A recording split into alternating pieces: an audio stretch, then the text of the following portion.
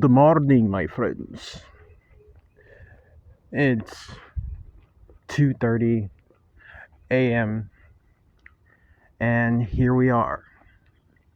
Another video. I'd actually like to say that the reason, aside from the fact, this is during my trek to work, I make these videos around this time, as you can probably tell at this point. Like 90% of my videos are in this kind of setting. And the reason for that is because it's just so chill. I find that between 2 a.m. and 4 a.m., things are so much different. They're so chill. I can make videos at other times, which I have before, and I will going forward, but during that time period, like the 2 to 4 window, you tend to absolve yourself of most of the meddlers, right? You go off to make a video and people making sounds and getting in your periphery. It's just annoying. And I can kind of deal with that and move past it, ignore it, but I don't want to. And in this setting, I feel like I'm talking to you guys directly. It's a very intimate setting. I like it. Anyway, today's video, this morning's video, I'm going to talk about egregores for a moment because I think that they are important in our lives, in this world, historically, and nobody ever really touches on them. There's so much that exists in the realms outside of our own 3 dimensions, outside of our own, general perception, that we just assume is one thing or another. And the truth is, there's a lot of gray area to get wrapped up in. Sometimes things aren't what you think they are. Sometimes they are exactly what you think they are. But then there's all that gray, right? So, egregores. Egregores, the name egregore actually comes from the Greek and French roots. So the Greek being egregoros and the French meaning egregore. And both tend to translate into the word wakeful. Okay? Also, I'm not, when I get further into the topic, I understand that I'm not lost on the connection between the word Grigori too. Those knowing who and what the Grigori were. So, that's an interesting connection as well. Anyway, an egregore is essentially a living, breathing when I mean breath, the breath of life. Doesn't necessarily mean your physical breath. The breath of life just means given life, and that spans beyond the physical existence. That's why the whole breath, was so important in the Bible.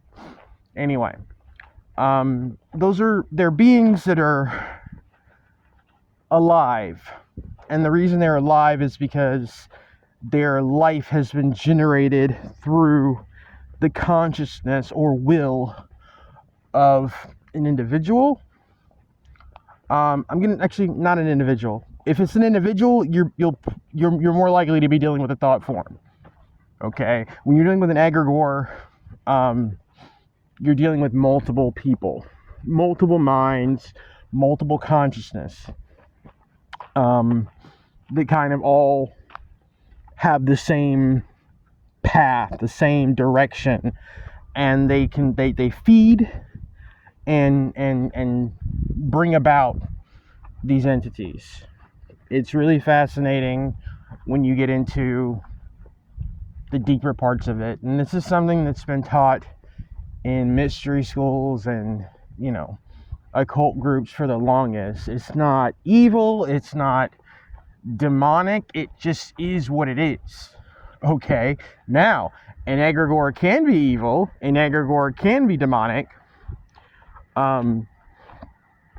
It depends on what the intent is behind its creation, behind its genesis, and it depends on the mindset of said egregore post-creation, because egregores can, in fact, take on a life of their own. They can be created by a group, and then they can kind of break away and become their own thing. All right. A lot of entities that you would consider to be demons and or gods, they're egregores. It's just that simple. They were brought on through the unification of multiple consciousness. So if you make a statue and you have a bunch of people worshiping said statue for 1,000 years, guess what? That statue is going to gain a life of its own. You may see a physical statue here in, the three-dimensional world, but outside of that, you have this living, breathing egregore. In today's modern world, egregores pop up, but they don't pop up in the sense of like the way they used to, right? So, to give you an example, McDonald's is an egregore.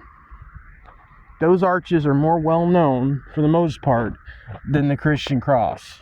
You show anybody those arches, they're pretty much going to know what they are, what they represent.